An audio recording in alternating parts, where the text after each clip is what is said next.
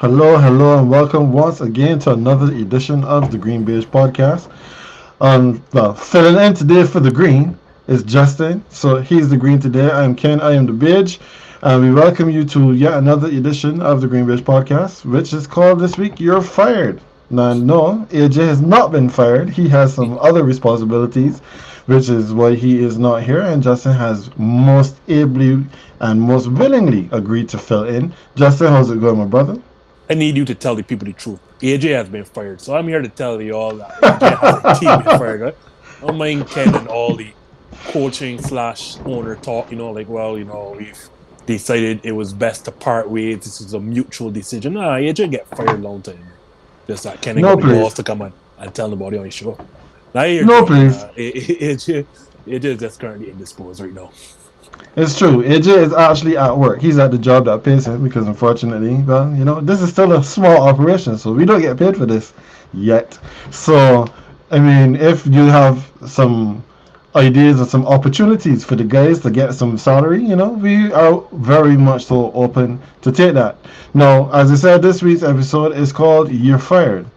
And I mean, off the rip, I would normally explain what your fight is all about, but we gotta go somewhere else because some big news broke just this afternoon, which is that Mark Cuban he sells most of the Mavericks. Mark Cuban is in the process of selling more than a 50% stake in the Dallas Mavericks. At this point in time, the interested party is Miriam Adelson, the widow of Las Vegas casino magnate Sheldon Adelson. And this 50% stake that Cuban is in the process of divesting is going to net him 3.5 billion, that is for B, dollars, for a stake that still allows him to maintain control of the basketball operations of the team. Now, the Mavericks, when Cuban bought this team in January 2000, he purchased a majority stake for 285 million. And last month, Forbes valued the Mavericks, released the valuation of the Mavericks to a tune of $4.5 billion. So imagine, Justin, you have an asset that is valued $3.5 billion and you get to sell most of it for three and a half and you still maintain control. Is there probably a better deal out there than this one that we have seen? If so, Ken, please let me know. Like, if you could buy a team for less than $500,000 and then turn around and however long that Marcus, and I mean, it feels like the other day, but it has been quite a while. But 23 years. yeah, boy, that it just felt the other day that Mark was in. We welcome Mark to NBA, tremendous owner. But if I could buy something and then turn around and sell most of it, Not even still be all of it. almost all of it, and be a billionaire out of the sale, or my stake is still over a billion. My stake is a third of what I got back from the sale, and I still have basketball control. Like, where's the loss here? You go in 3.5 billion. You still have your shares are still worth over a billion, and the thing I love most, which is basketball, I still run and control. I don't know if there's anything we need to discuss. I don't think there's anything we need to discuss, Ken, other than the fact that I want to see over this 23 years that seems so short. Mark Cuban to me has been like a pillar of success as an NBA owner, not just ownership in the NBA, but I mean across all sports. You saw what he has done in terms of leveraging businesses, in terms of leveraging ideas and I want to say corporate partnerships, but taking the Dallas Mavericks and by and large the NBA, into this modern era of making money. And you see how smart he is. I'm not sure how much you watch all the Smoke podcasts, but the little clippets I've seen this last week and him talking to Stat and to Matt Barnes, where you see how smart he is, and then no, he's always looking so far ahead because no, he's not talking. He's not concerned about the next TV deal. He's concerned about the one following that because of where streaming and internet TV watching is going.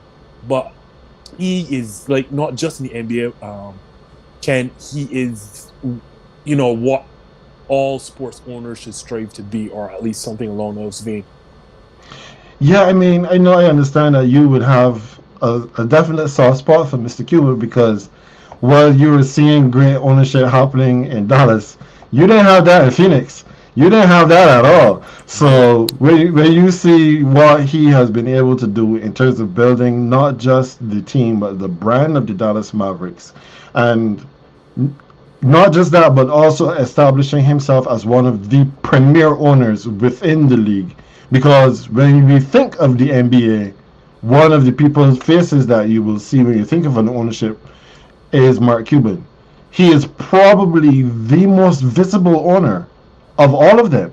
Because I'm thinking of him, I'm thinking of Steve Ballmer, but he just come down. So it's not like if he has established himself or developed the cachet like Mark Cuban has over these years. We know of Genie Bus, but we don't really see Genie. We don't really hear about Genie. Um, who else? Well, there's also Jim Dolan, but we think of him on the other side of the coin. He is not one that we think of fondly like we do Mark Cuban. And also the Miami Heat owner as well, the guy that owns all those crew designers as well. Like he comes to mind. But I think like the class of them is Mark Cuban, and especially like it's not a coincidence that Dallas finally broke that curse. I don't want to say curse, but got over the hump with him as an owner. And you see what he does in terms of attracting free agents, just being a player friendly owner. You hear him talk about, feeding opposing teams in their locker rooms. You see state of the Dallas arena. You've seen all the partnerships and all the business ideas that he's been able to draw and attract to the NBA. It's that he's such a business savvy mind, but also like he seems like a down to earth and player friendly owner. And I can't say nothing about the best for his ownership tenure so far in the NBA. Oh yes. So congratulations to Mr. Cuban. I mean, you're making a hell of a lot of money, and you're still maintaining control of the team. So well done to you, sir, for pulling this off. This is probably one of those things that they'll be writing about in business school for years to come. So I had a comment come in from my buddy Abdel. He just said, "What happened?" And I'm good, Abdel. Good to see you. It's been a while. So now, Justin, as we have gone through Cuban and all of the money that the rich just keep getting richer, let's get into this. You're fired, because it's been a couple of weeks that we haven't been here, and I do apologize to all of our viewers and listeners that kind of just disappeared on you guys for 2 weeks. Life happened, things got really really busy, so now that things are in the process of settling down, because they haven't quite settled yet. We are back, and in the time that we were gone, some guys got fired, and this is taking, I guess you could say, a statement that was kind of popularized by a former president here in the United States when he was just doing his reality TV thing, not in the White House while doing reality TV, but just doing reality TV, where he would just bring people in on TV and just tell them you're fired. Of course, I'm making reference to President Donald Trump. But some guys got their walking papers. Some we agree with, others we don't. And we're going to get into it just a little bit. So first off, we have to talk about the most recent one, which I guess for me was the biggest surprise of the lot of them. And Justin, you will have to tell me if this was a surprise for you or not. But we're going to take it in the way that we've been doing it recently, which is the weekend recap, which I am going to give you a headline that I've come up with. And then you tell me if it's cap or no cap, and then we'll get into it. So, talking about Frank Reich, the now former head coach of the Carolina Panthers. Now, of course, me being a Saints fan, I am not ever going to be sorry that the Carolina Panthers are sorry, but unfortunately, they were so sorry that Frank Reich got fired from his job. So, Justin, here's the question for you, or here's the headline on the weekend recap. Frank Reich deserved to be fired for this 1-10 start. Cap or no cap? Cap. And I mean, I know you feel the same way, but I'm going to kick this off. First thing first, what did you expect as David Tepper, the owner, with this roster? You have a rookie quarterback. You have arguably the worst skill position group in all of football. Offense, like there is absolutely no pieces of note. Yeah, you drafted number one overall pick in Bryce Young, but other than that, I dare you to name at least three skill position players on that roster, and you probably can't. Like this team is devoid of talent all over the place, and to be quite frank, I'm surprised they're not 0-11. I don't know how on earth they beat the Texans. To be quite frank, so and I'm not being trying to be smart there with that. But that's number one. I don't know what David Tepper expected. Like you're clearly in the rebuilding process. Number two is like, yes, you're not seeing development in Bryce Young, and I guess it kind of hurts or it's alarming when you look across number two overall pick and seeing CJ Stroud having arguably an MVP type season. So you're probably asking, like, what the hell is going on here? But it leads me to question, like, is it the coaching or is it the quarterback himself or the situation where your offensive line is atrocious? Because on this pace, Bryce Young is going to smash the all-time sacks taken record by a mile. Like it's not close. If it continues, either he's going to be killed or he is going to be the most sacked quarterback in a single season ever. But so you don't have the offensive line help. You don't have the skill position group. But then it leads me to question, did you take the wrong quarterback? Because let's looking past just what CJ Stroud has done. The reality is you've brought Frank Reich, arguably one of the best quarterback developers in the entire game. I mean, his resume speaks for itself when you talk about what he did from a young, untested. I can see the player, but I can't. Looks like the.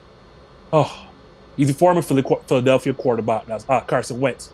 So his time during Philadelphia, you saw what he did with Carson Wentz, young, untested Carson Wentz. You saw what he did with Andrew Luck. You can go on and on and on all the quarterbacks that Frank Reich has developed. And it's not just Frank Reich that is there. It is also the former Colts head coach, Jim Caldwell, who's also known for not just great offenses because he had Peyton Manning, but also in helping develop Peyton Manning. A lot of that is Jim Caldwell. Jim Caldwell is there. So you have Frank Reich, you have Jim Caldwell, and then you also have in a quarterback coach, another former quarterback. So all three of these guys who are known for developing quarterbacks and playing the position are there, and your quarterback is not good and you're blaming it on the coaching staff. Sorry, Ken, I'm not buying that. But the third and most important point about this, right, is David Tepper himself. Like, we can talk about what this is about to be his fifth or sixth head coach since he's taken over in 2018, 2019. But beyond that, that press conference is arguably the worst press conference I've ever heard an owner held. And I'm talking to a league that already has Jerry Jones. So you can imagine how bad that press conference had to be. And in that press conference, he said a lot of nothing other than, without saying it in as many words, you are confirming that you are trying to throw the coaches under a bus and the scouts by basically saying all of them wanted Bryce Young, but your plan was to trade for the number 2 spot to get CJ Stroud, but that didn't happen because you knew Houston would have taken Bryce Young at number 1 overall, and that's what they want. So essentially, without saying it, you've thrown them on the bus saying that you want CJ Stroud. So you blame Frank Reich and the coaching staff for first picking Bryce Young, for second not being able to develop him, and third, now you have a quarterback on the roster who now knows that his owner doesn't want him there. He wanted the other guy. Like, so sorry for all that, and for the viewers who are watching this in real time or afterwards. I'm sorry, Ken, for going on and rambling, but Frank Reich did not deserve to be fired for this. Like, David Tepper has now pushed himself in the upper echelons of the worst owners in all of pro sports, and not just the NFL. Yeah, I mean, where you ended is exactly where I was going to begin. Because, of course, this has to be capped. Frank Reich took this job understanding that he was walking into a rebuild. And you know what's the most important thing when you're going into a rebuild? You know that you are going to lose in the short term, but you're expecting to be given time to develop and win in the long term, or at least in the medium term. Because this was not, he didn't get the kind of contract like a John Gruden, 10 years, 100 million. So basically, you could come in and you could tear this thing down to the studs and rebuild it, and we can just rock with it, unless you get caught being racist and sexist and misogynist and all of that other stuff. But when you look at what Frank Reich came into, he came into a team that wasn't necessarily trading just to get up to the top of the draft. They earned their position at the top of the draft last year because they were terrible. But they were also terrible because this was another head coach in Matt Rule that he had also hired, paid a whole boatload of money, and then fired. So I am looking up stuff just to try to get a little bit more information for this. I was looking at this article from The Guardian, right? And it says that Tepper, he also owns the Charlotte FC MLS franchise, right? And you know that he fired the coach for the Charlotte FC, even though the team made the playoffs. Like, nobody thinks of Charlotte FC at all. And this is for me that lives in a city that has an MLS franchise. Nobody thinks about Charlotte. But they made the playoffs, and the man still fired the head coach. So, it said for those keeping score, Tapper has owned the Panthers and Charlotte FC for a combined 7 seasons. In that time, he's had 5 full-time coaches and now 3 interims. When he fills his 2 vacancies in the coming months, that number will climb to 10 in 8 seasons. How do you think that you are going to develop any kind of winning culture or any kind of winning, period, if you are constantly chopping and changing? Your team was bad before. You brought in a quality head coach. Because if you remember, Justin, him hiring Frank Reich was universally applauded. Because you're like, you're going to have to bring in a new quarterback. So regardless of who you bring in terms of Bryce Young or CJ Stroud, that quarterback is going to need to develop. The quarterback is going to take some time to get up to speed. So you're going to bring in a guy that is going to be able to give you what you need to get your quarterback up to speed as an NFL quarterback. And you fire the man 11 games in. Now, we talked extensively about how bad Nathaniel Hackett was last season when he was here in Denver, right? I always refer to him as Nathaniel Can't Hackett. And you know that even though Hackett was bad, Reich now has had the shortest head coaching tenure in the NFL since 1978. Yep. He could not even last as long as Hackett was in the job. And that is all because of Tepper. All because, and look at the men that you fired. You've got rid of Ron Rivera. Granted, like Ron Rivera's time was kind of coming up to an end in Carolina, probably coming to an end in Washington too, but that was another conversation shorter. You got rid of Matt Rule, who should have never been hired in the first place. And Correct. Then you had interim in Steve Wilkes, who everybody in the building told you to keep. Yep. Everybody from the players right back down to the janitorial staff told you this is the man to keep Steve Wilkes about the place. You got rid of him, although after you got rid of Matt Rule, you traded your franchise's, arguably franchise's best player ever. You got rid of that man, and the moment you got rid of not just Matt Rule and Christian McCaffrey, you started to see a turnaround in Carolina to the point where up to the last 2 or 3 weeks of the season, Carolina was in on the show to make the playoffs. And you got rid of Steve Wilkes. All right. No problem. We got over that. And you brought in, not Jim Caldwell. Yeah, you did bring in Jim Caldwell again, but you brought in Frank Reich. Right. As you said, every man down to the grandmother and the grandchild said, this was a good move. This is a man to develop quarterbacks. And you thought 11 games into the season was long enough for you to see what did you expect? Exactly. So now they're going to continue to pay for the sins. They're going to struggle for the rest of this year. He is going to mess up this head coaching search and hire again because he has proven that this is who he is. And then not only that, Ken, imagine now you're a quality head coaching candidate going forward. Let's say you are Ben Johnson for the Detroit Lions. Great offensive mind.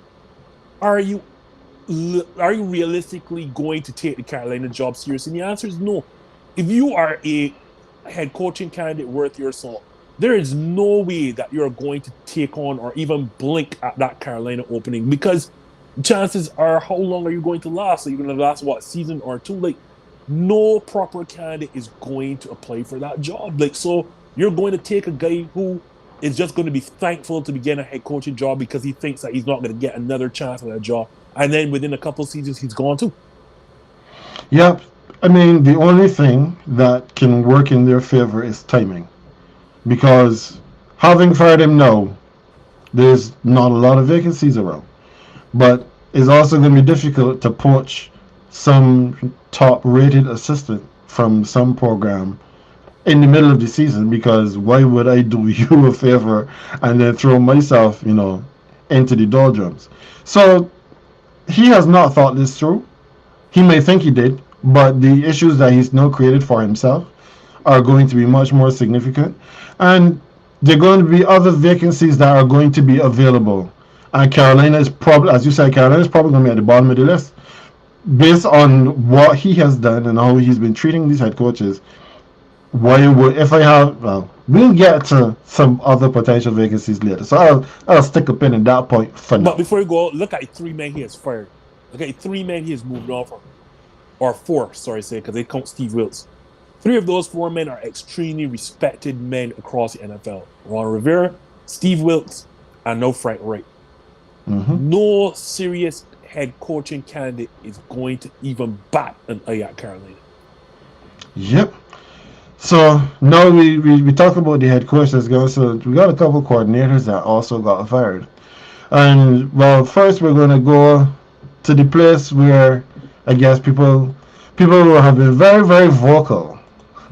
Players and, well, former players, current players, and media, fans, everybody was saying that this man had to go, and that was Matt Canada in Pittsburgh. So I'm not even going to give a long preamble to get us into this one, Justin. We can recap. Matt Canada overstayed his welcome. No cap. Can't let me does this. This is another straightforward one.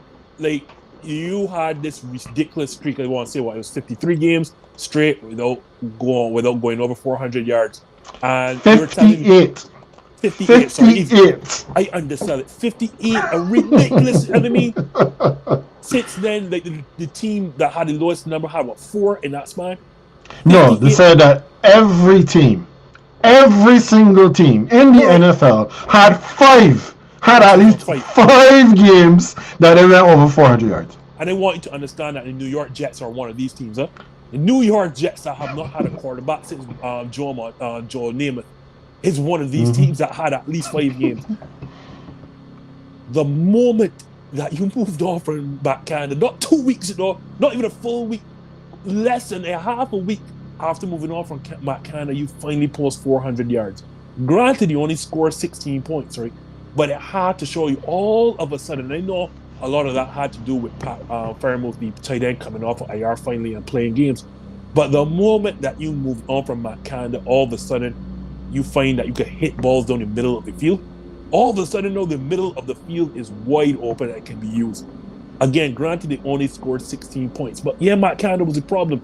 And I'm not going to sit here and pretend, right, that the quarterback is also not a problem, because I've told you countless times, Ken, that he is not a starting caliber quarterback in this league. Weekly, you tell me that. Every week, there are things I tell you in that chat, and one of them is that Kenny Pickett is not a starting quarterback in this league. However, the moment that Matt Canada gone, you have 400 yards of offense. And the thing is, about it, right, it is not like you don't have the skill positions. You have 2 very good running backs. You have George Pickens. You have on the outside Deontay Johnson, even though he is a man I expect to be traded by next season. Pat Fairmouth. Like, this is a skilled offensive team, but it just does not look so, because the play calling was as limited and as bad as I've ever seen it. And I'm talking about New Orleans, Green Bay.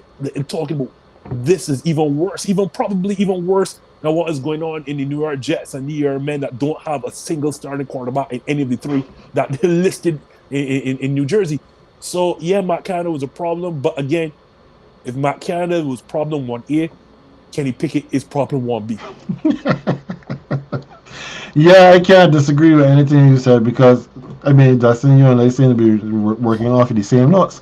Because I 58 games before scoring 400 yards, but gaining 400 yards on offense, and every team, including the Arizona Cardinals, who has had their problems, including the New York Giants, who have not had a quarterback really since Eli Manning. When you look at these, every single team in the league has had 400-yard games in the time that Pittsburgh had not gotten one until Sunday. And as you said, as soon as they got Matt Canada out the door, all of a sudden, Najee Harris returns to the offense and actually gets like almost 100 yards running the football. Jalen Warren, I think his name is, he almost goes over 100 yards rushing. Yeah, like you said, they only scored 16 points, which shows that Canada was not the only problem. Because, as you said, they have the weapons, they have the players, they just don't have the quarterback because Kenny Pickett is not it. He clearly is not it. But what else can you do? What else can they do at this point? Because there is either Kenny Pickett, small hands Kenny Pickett, or as Kirk likes to call him, social distancing Mitchell Trubisky. Because according to Kirk, Mitchell Trubisky was practicing social distancing with the ball and the receivers before social distancing became a thing. So those are your options. Those are the options you have for your quarterback. And tell people, right, if you are not certain about your quarterback, right, this is the draft not to miss coming up. That's all I'm going to say. If you're not 100% sure that you have the right guy under center, do not let this draft pass you. But the problem is this, especially for a team like Pittsburgh. They have, to me, one of the best man-managing head coaches in Mike Tomlin in the entire NFL. With Mike Tomlin in place, they will never be bad enough to get one of these top quarterbacks coming out of the draft. So you're hoping then to land another Big Ben-esque quarterback. Somebody that is talented, but maybe not jumping off the page so much that they go 1, 2, 3 overall. Because this team always has a winning record. The most annoying thing, if you are a Pittsburgh Steelers fan, is that the team clearly is bad. It clearly was not playing up to its standard. But even though you were outgained in every single game this season, everyone but this last one. Everyone but this. You were still 6-4 going into this weekend, so you are still knocking about there in the wild card hunt, which means that you are probably going to be picking in the latter half of the next draft. You can't win if you're Pittsburgh because your coach is too good to lose games. But by winning games, you lose out on the sweepstakes now to get a top quarterback. That's a problem. That is a problem. All right, and now on to the next one that got fired. And I mean, Frank Reich as head coach was a head scratcher. This one to me was also a head scratcher. So we can recap. We're moving to Buffalo. Ken Dorsey was to blame for the struggles in Buffalo. Cap or no cap? You just started with the thing, so I mean, like, cap. And I mean, granted, let me say this, right? Joe Brady has done a hell of a job in terms of stopping their quarterback from thinking he needs to be Superman, and that is the biggest problem. Every time you see every one of those Josh Allen interceptions or fumbles is because Josh Allen is doing too much. And you've heard me constantly say this. Buffalo is not going to beat anyone until Buffalo realizes that they're going to have to run the football and provide some measure of offensive balance. And I don't understand why Ken Dorsey constantly put Josh Allen in. You talk about Matt LaFleur being allergic to playing under center. Then Ken Dorsey's even worse. Like, I've never seen an offensive coordinator more allergic to going under center than Ken Dorsey. That being said, Ken, he was not he was an issue, but he was not the biggest issue. And part of my, if I had to list them, I don't know what order it is, but Josh Allen's turnovers somewhere up in that top 3. The Bills losing all of this defensive talent in terms of Matt Milano going down. Like, I've told people, Matt Milano or the Buffalo Bills defense goes as Matt Milano goes. It's as simple as that. Like, there are people who are culture setters or tone setters, just like what Draymond Green is to the Golden State Warriors, is what Matt Milano is to that Buffalo Bills defense. So losing Matt Milano and then Tre'Davious White again for another season, like, I told people, like, Buffalo's defense was not going to be able to survive that, and you've seen it. Because as much as we like to blame Josh Allen for losses, right, the reality is if I keep giving you leads with seconds or less under or just over a minute to go and you keep losing games, like, how is that on me? Like, every time I give you the ball in this Philadelphia game, towards the end of regulation, I give the defense a chance. We're up when you took the field, went into overtime. Again in overtime, when I went off the field, we're up again and we lose. Like, that can't be on the quarterback, can't be on the offense. That's on you. But the number one problem, okay, and you know what I'm going to say, Sean McDermott is a problem. Because while we want to put that 0-6 overtime record on Josh Allen, you know what? You've heard me say this again, Ken. Wins and losses are not a quarterback stat. But you know whose stat it is, though? It is a head coaching stat, Ken. It is a head coaching stat. And time again, Ken, Sean McDermott finds ways to lose games that he has no business losing. He had no business losing that Philadelphia game. He was pummeling the Eagles at halftime. The Eagles looked so terrible that it was in an NFL chat telling this Eagles fan, the 2 Eagles fans, your team looks dreadful. And then again, as much as Philly comes back in the second half, what as I just mentioned, towards the end of regulation, Josh Allen gives the Buffalo Bills a lead. At the start of overtime, he gives them a lead. And again, he has filtered them away. Remember, Sean McDermott's hat is supposed to be laying on the defensive side of the football, and this team cannot get done defensively. He is another guy who does not A, know how to manage the clock, B, does not know late game situations. We saw it with the overtime loss in the playoffs against the Chiefs. You saw it again this weekend against the Philadelphia Eagles, and you see it constantly with Buffalo always losing these one-score games. Every time you lose a one-score game, Ken, I put that typically on the coach because the quarterback doesn't play defense. The quarterback can't give you a lead. You constantly lose it. This is Sean McDermott, always finding ways to lose these one-score games. Ken Dorsey was not a problem. I'm not saying that he was perfect because since Joe Brady has come, you have seen them be able to run the football. You've seen offensive balance. But Sean McDermott really is the issue here in Buffalo. So I will agree that this is, I would say this is cap. Ken Dorsey being the one to blame for the struggles in Buffalo, that's cap. Because, I mean, this is not like if I'm here now writing for my namesake. Huh? I'm not here trying to defend the honor of the Kens, because Dorsey was not blameless. As you said, yeah. He was not blameless in this situation.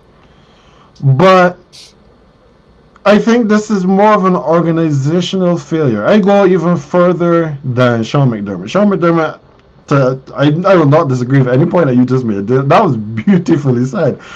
But when I look at Buffalo as an organization, right? I think that Buffalo has lost their window to win a Super Bowl, and they're going to be the last ones to realize it.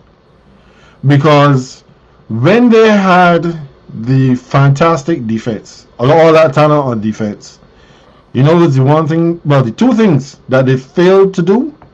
They failed to get a second wide receiver to pair with Stephon Diggs, who, for all intents and purposes, wants to get as far from Buffalo as humanly possible. I mean, his brother is over here saying every week get 14 up out of there. Trayvon Diggs knows better, and he knows what he's doing. So the fact that he keeps doing it means that Stephon also wants to get 14 up out of there. But I digress. The other issue was they failed to address the lack of a running game because when Josh Allen came into the league, the one thing that was his biggest weapon was not his arm, but it was his legs. And they have not recognized, hey, wait a second, maybe we should, get a proper running back in here so he doesn't have to run all the time. And then we can use his arm and we can use his legs sparingly. We can use it at times. And therefore, when he uses his legs, then it will not be, oh, Josh Allen is running quarterback power for the 7th time this game. Oh, no.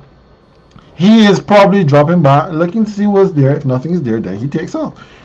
How is that hard to figure out? But no, we didn't do that when Josh Allen was on his rookie contract. We didn't do this when Josh Allen had this miraculous improvement I think it was between years 2 and 3, where he couldn't throw the football for the first 2 years, and then he came out looking like one of the best quarterbacks in the league who could use his legs. But you're still using the year 2 playbook in year 5 and year 6. And now he is getting paid as a quarterback of his stature, which now means that the defense that you had built can't stay because you can't afford to pay them. So a lot of those guys go. And when they go, you still haven't addressed your number 2 wide receiver. You still haven't addressed your running back position. And then you're telling your offensive coordinator, well, make chicken salad out of all these bits and parts that we have, because we don't have no thigh, we don't have no breast, but you gotta figure out how you're gonna feed the rest of these people. No, that's not good enough. So now Ken Dorsey rightfully will have to take some flack for running Josh Allen too much, not establishing a running game at the times that he should. But you didn't give him the burst. Know that Joe Brady's there. Know you're seeing. I thought all along the lane, but know that Joe Brady's there. Know James Cook looks like a top 10 back in his league. Resurrect the guy Murray. Like, this is a team that can actually run the football. Like, it was shot. Like, wait a minute, they can run the football? Yeah, but because Ken Dorsey refused to do it. No, but in his defense, even because James Cook got injured, he missed a couple of games here recently. Before he got hurt, he was actually playing pretty well. But to the other point that you were making, when Josh Allen gives them the lead, then all of a sudden they go off the field, and then the other team just comes right back and score. So no, they can't try to do like ball control offense, because even now that Joe Brady has them running the football, they're still not built for that. The best chance that they had to win was on the arm of Josh Allen, which meant that he's going to throw the interceptions. And it's so bad, right? And you know me, I love Dan Orlovsky when he starts to break things down. I'm not sure if you got a chance to watch NFL Live or Get Up after the loss, right? The man showed you just how bad Sean McDermott and that Buffalo Bills defense is, right? If you watch the drive, the end of regulation, Philadelphia starts on the left hash, right? So as you would figure, if you're on the left hash, the easiest throw to make coming over the left hash is to throw it to the left, towards the boundary, right? The left towards the boundary. Would you believe to start that drive, that game tying drive, right? That forced overtime. Philadelphia Eagles, 5 straight passes, completed 5 straight passes to the left boundary. From the left hash game, they started the left hash and 5 straight passes to the left boundary. At no point did Sean McDermott force them to throw the ball towards the middle of the field or towards the other hash. I could not believe it when Dan Orlovsky brought that. I said, what is this? 5 straight completions towards the left boundary, Ken. Yeah. Madness. That's not good enough. It's not good enough. So there are a lot of problems in Buffalo. Dorsey was a problem. He was a problem. And, I mean, yeah, the team looks a little bit better, but that might just be the new coach bounce. We shall see how things go over time, because I know, Justin, you and I have been at this thing long enough to know that these teams revert to type whenever things start to get tight. And right now, there are no margins for error in Buffalo. They need to win. They need to basically win out from here. And I know that if they Oh, have to win out from here, we are going to see a hell of a lot of Josh Allen throwing this football. It is not going to I be on the think run game. I think they have Kansas City next after their bye week, and after that, Ken, you can help me out. But I think Dallas may be on the burner as well there too. Like it's not an easy stretch. Man, I got you covered. So the Chiefs, they have the Chiefs on Sunday, the Cowboys the next week, then the Chargers, then the Patriots, and they finish with the Dolphins. And that I easily could be 1-4 in those 5 games.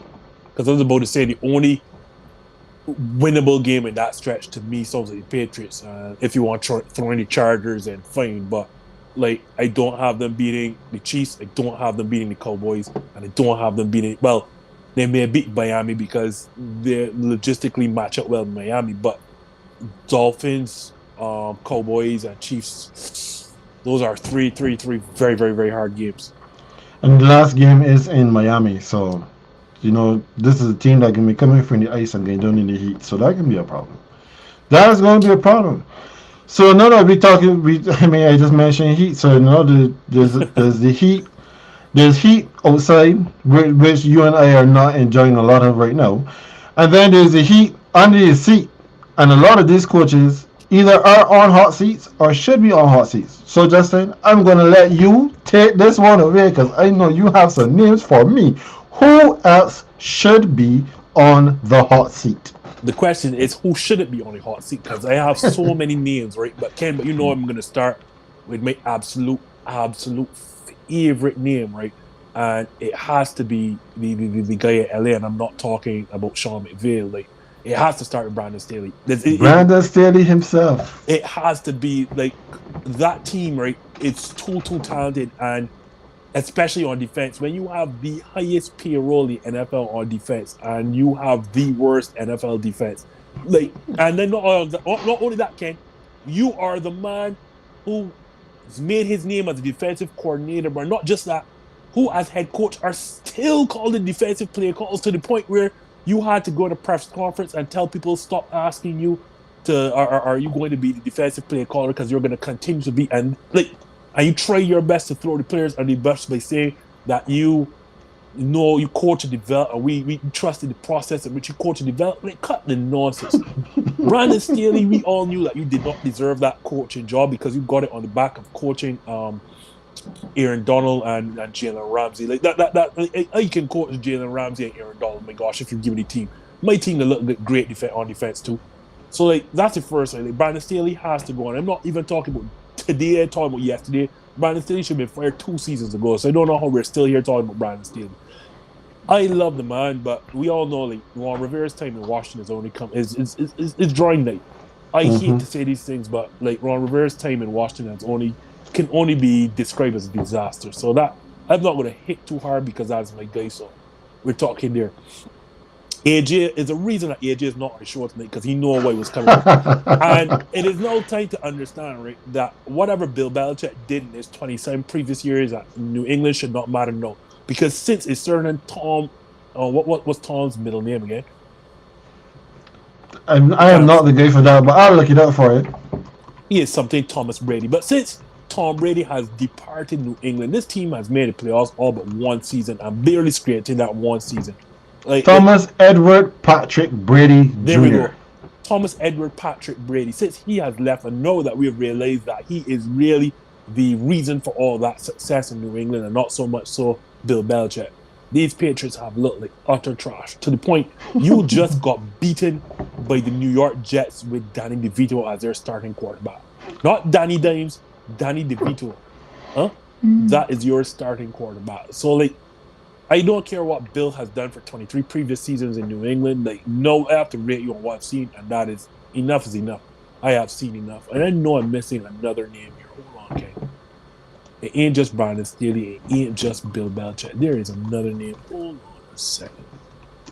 Because you'll get me railed up, bro. Hold on, Ken. I know my favorite, Josh McDaniels, is already gone, so don't need to bring him here. I'm surprised that you haven't made mention of your guy or anybody from your coaching situation there in Green Bay. Well, I mean, the reality is I would like to get rid of him, but I can't argue that no because the team is a half game or the playoff spot for the final playoff spot, and I'm starting to see some development in Jordan Love over these last three games. So I am, I'm not a fan, but whether Green Bay wants to admit it and say these words or not, they're going through a rebuild. And when you have the youngest roster all across the entire sport, and you are just a half game out of a final playoff spot, as much as I'm not a fan of Matt LaFleur, I have to give him his credit, or whatever credit I can. Can isn't him. I'm missing one more person. I know that it can't be this hard, Ken. I'm looking. Well, what do you think about it? Let me give you my name. Oh, shoot. Oh, how can I forget the last one? Sean McDermott. He's got to go. Has got to go. And worse yet, even worse for than all the others, maybe I'll say Brandon Staley, number 1A, and Sean McDermott right behind him 1B. Because again, I've told you about this defense. Again, you hang your hat on defense. And countless times, the reason that you're 0-6 in these overtime games, and the reason that you're constantly losing these one-score games is because you, as much as Josh Allen puts you in these positions to win games, you do not know how to close them because A, you're a bad clock manager, and B, you do not know how to coach in game situations with your defense. And not just that, you have constantly put Josh Allen in harm's way. 8 straight games in interception. That is coaching. Yes, granted, that is Josh Allen taking too many chances. But again, you heard me say it's because you're asking Josh Allen to be Superman or every single down when you do not need to do that. Like Brandon Staley is the first one that needs to go, followed by Sean McDermott, Bill Belichick, and Ron Rivera in that order. Okay. Well, I'm not going to argue with the names that you called. I'm going to just posit some other names for you. And you can tell me if you agree with my thought process or not. So, first up, in the AFC, because it started in the AFC, that's what you did. AFC South. See Mike Vrabel in Tennessee? His bossy gonna be so hot with that 4-7 record that the Tennessee Titans have this season. I see where you're coming from, but I love Mike. I like Mike Vrabel, but go ahead. I like Mike too, as a coach. I don't like this situation. I do not like what's happening in Tennessee. So, right now, he has to be fanning his pooch every night. Every night, because that seat has to be hot. They had Ryan Tannehill. This is 2 successive drafts they've picked up a quarterback, and they still aren't getting good quarterback play. They decided to get rid of A.J. Brown, who is out there in Philadelphia doing as he pleases. When they do not have now a wide receiver that they can say, well, hey, you are now our guy. No, something is rotten in Denmark. It's also rotten in Tennessee. So Rebel has to be on the hot seat. So he is number 1. You see that guy? What's his name? That's in Chicago. I'm trying to remember his name. Matt Eberflus. Oh my God. Yes. I mean, I even left him off simply because it was just too obvious that I don't even think that seat is hot more so that he's in fuego. Like, you got me. Like, but yeah, continue, carry on, Ken. Yeah, Matt Eberflus. Eberflus has to be good. If Pauls, that's the name of the GM. Ryan Pauls. Yeah, if Ryan Pauls wants to keep his job, he has to fire Matt Eberflus. There's no way that, because again, similar to what he said about Brandon Staley, Eberflus came here known as a defensive guru, and this is a team that has given up. It gave up 30 some odd points. It was to Denver when Denver couldn't score. When Denver's offense looked like trash, he has to go. It is 2 seasons. It is time. He has to go. And then that brings me home. I was waiting on you. So I can save my voice for last. But every head coach, every single one, with the exception of Frank Reich, who is the one that got fired, should be fired at the end of the season, if not before. every single one in my NFC South division. Every single one. And I'm going to start with the team that's currently tied with my Saints at the top of the division. Boy. Atlanta. How is it that you have spent draft capital in 3 successive drafts on a wide receiver, a tight end, and a running back?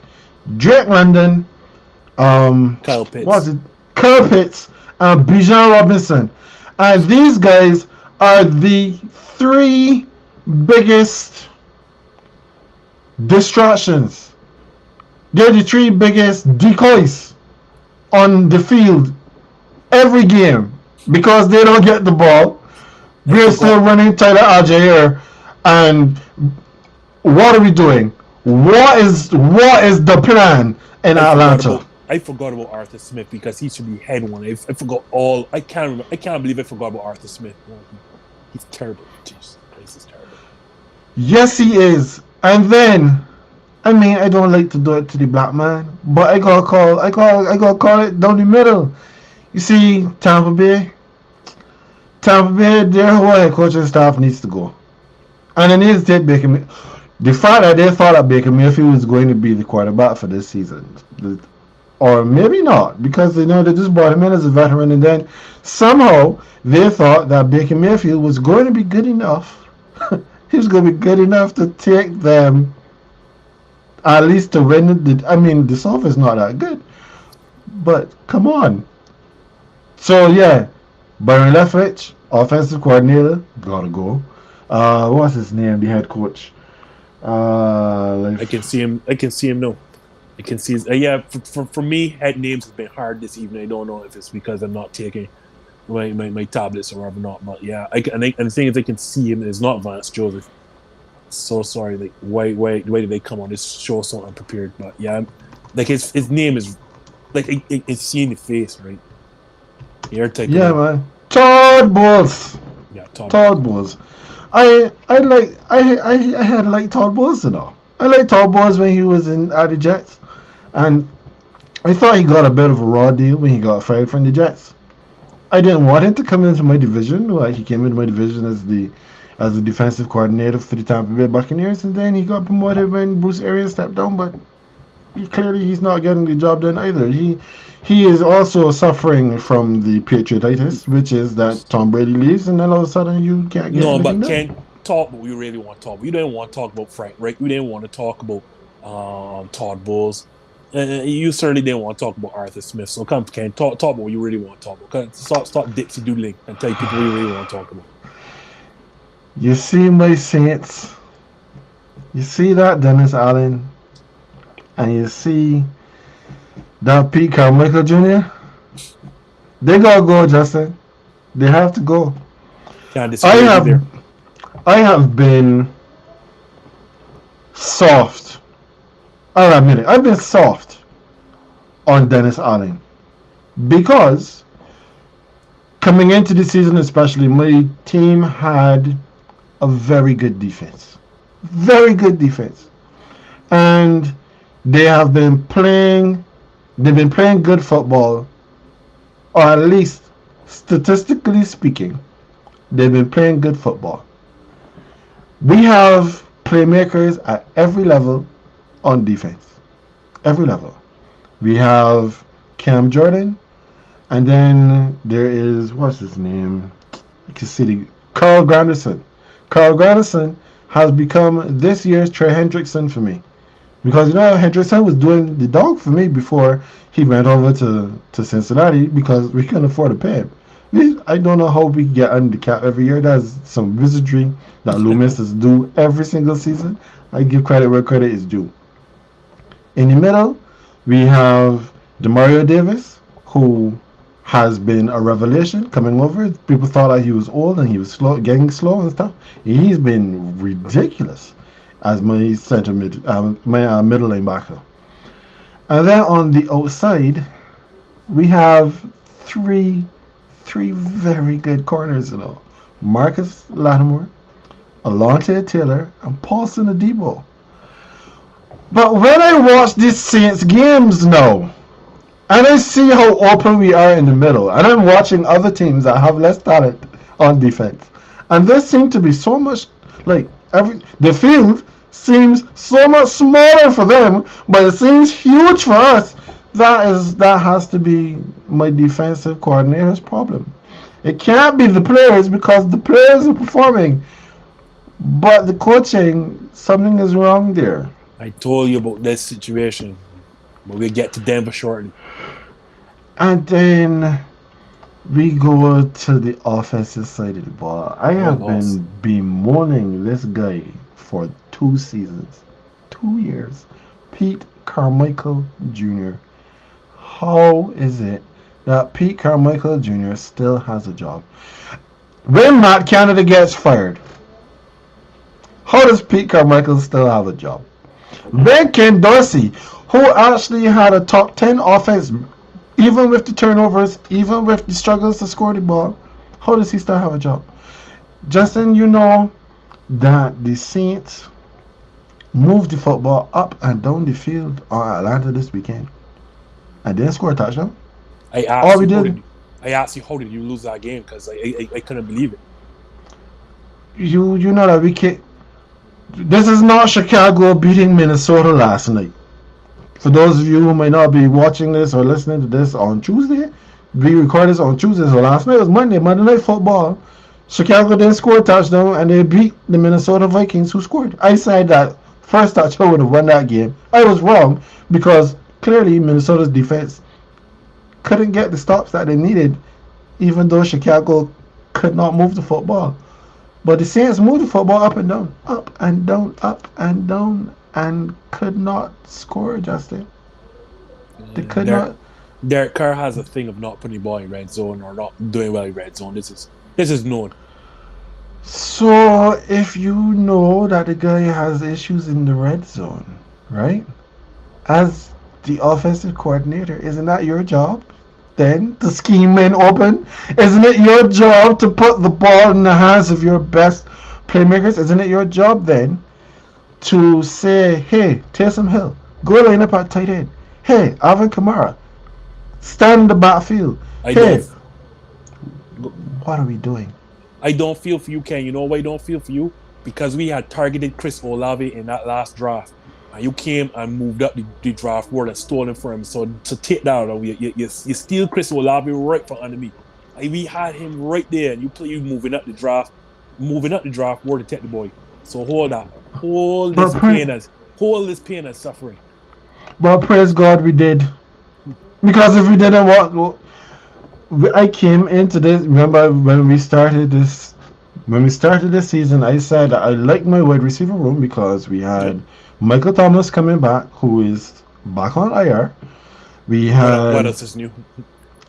Chris Olave, who looked really really good, and then we had Rashid Shaheed, who also burner, absolute burner. So I'm saying, okay, good.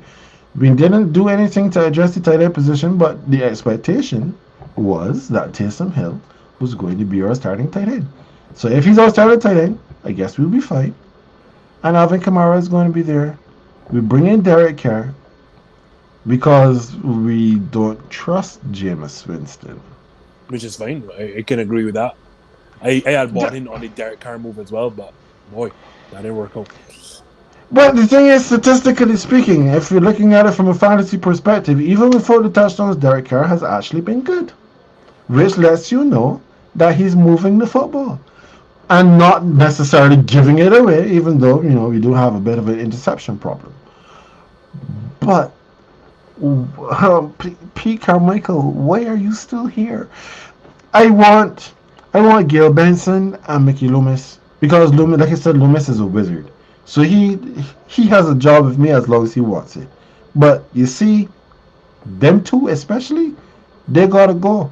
They have to go. They can move to the hottest team in the NFL, which is the Denver Broncos. This is where we're going to end tonight's show.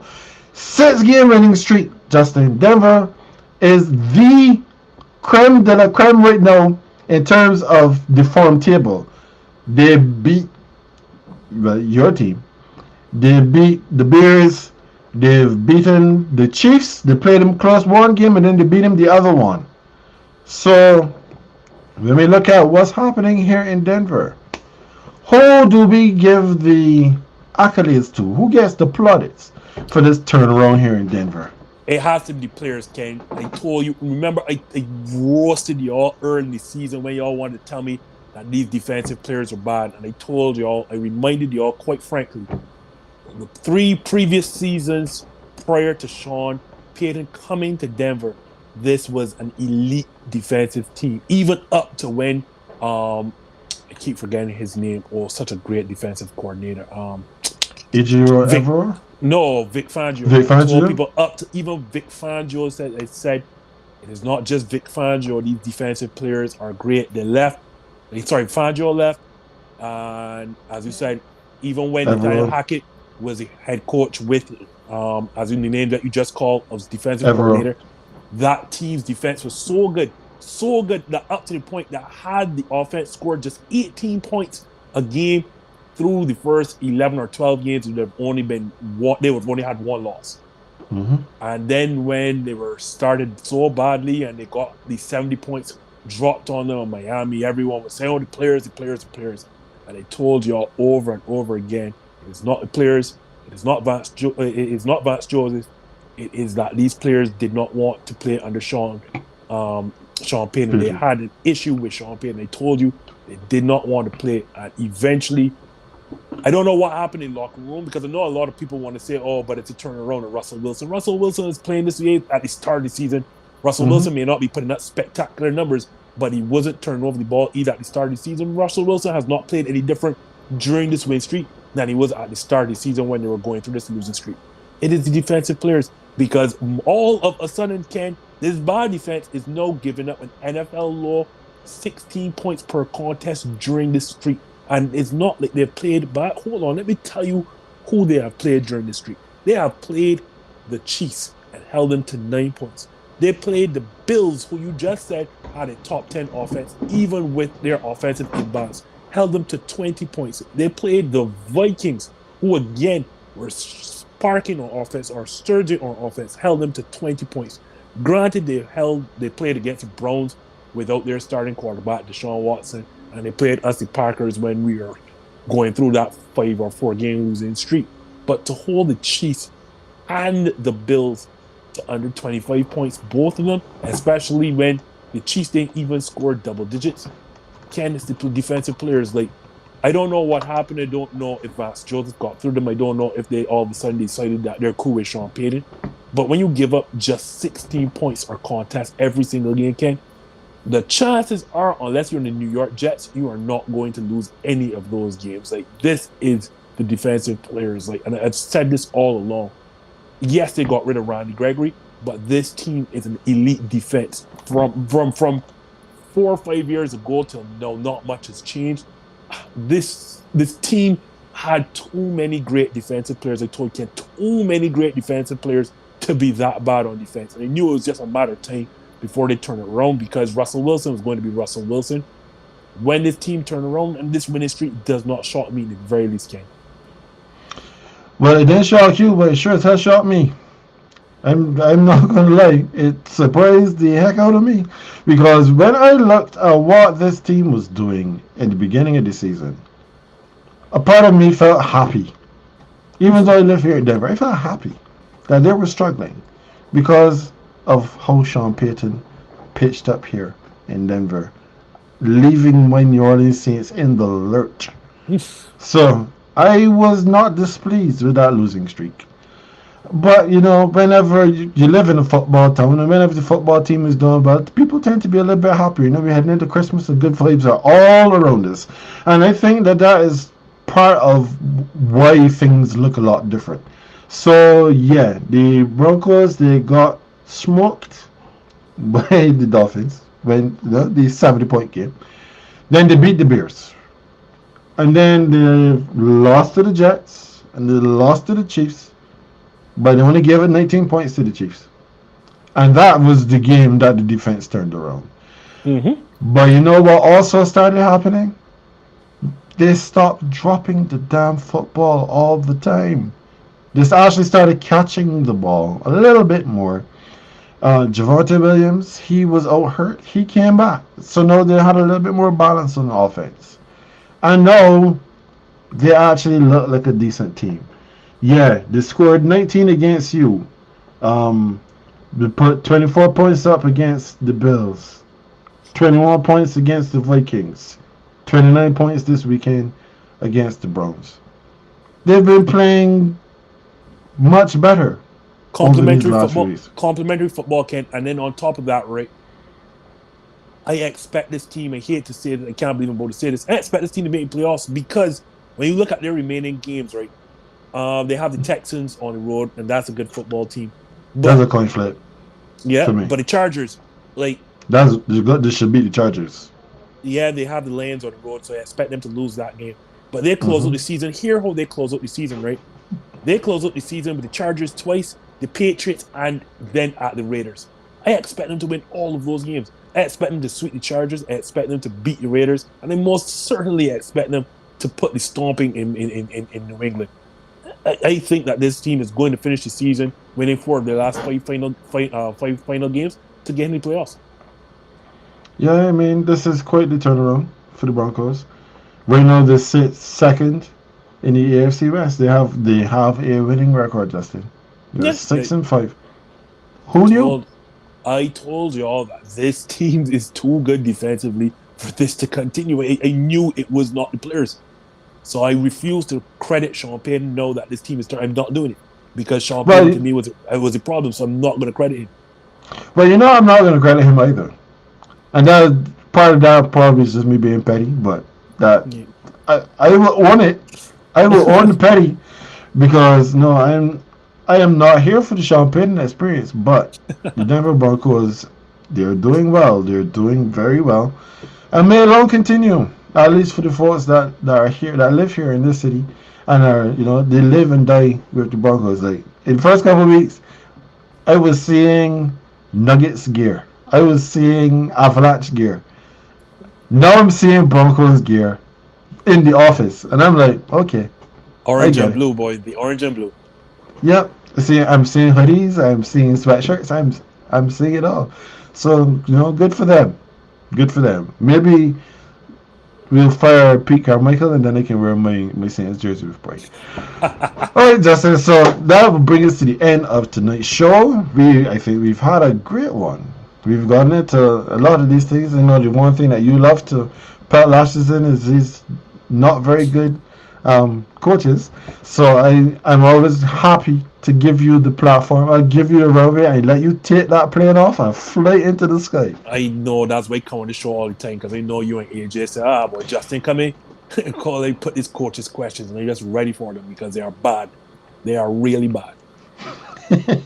So as we get out of here, Justin, tell the folk where they can find you.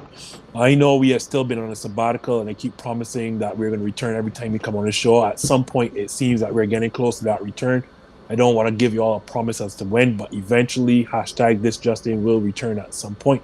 As I said, even though the inferior and the mock This Justin is no longer on the air, yes, put the hashtag because we had to force to do that, unfortunately, because of Matt Skelman. But #This Justin.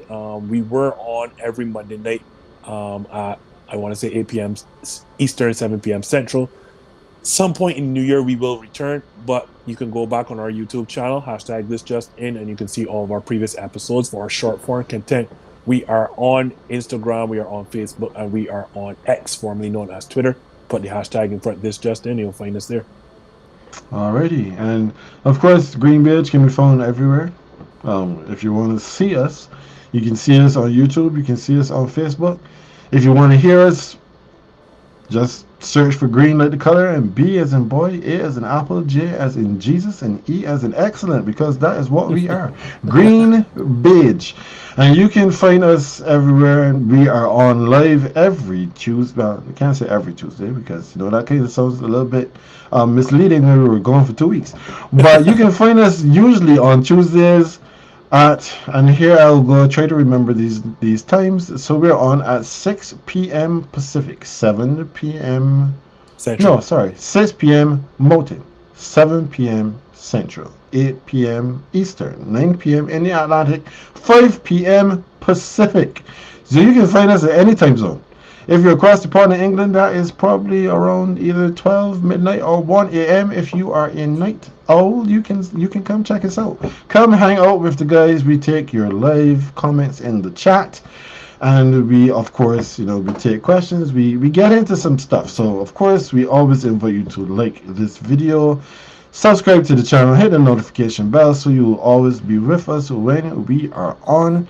Again, thank you, Justin, for filling in for AJ, especially on short notice, because we didn't even know he wasn't coming until late today.